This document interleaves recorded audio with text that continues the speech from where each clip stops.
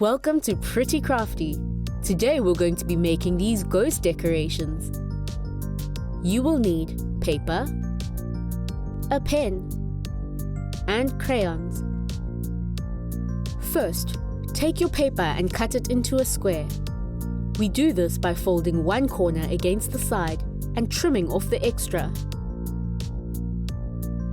Once you have a square, fold it in half and then unfold it.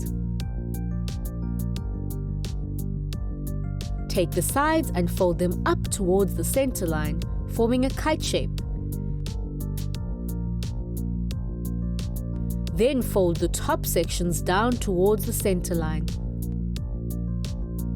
Open up those folds and pull the flaps down.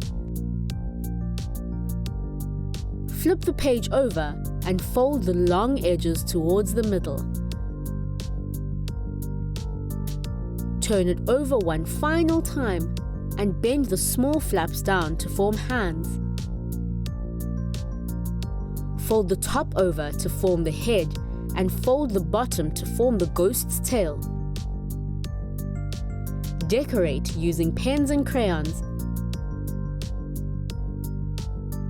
And just like that, you are done. Well done on making your own spooky ghost decorations.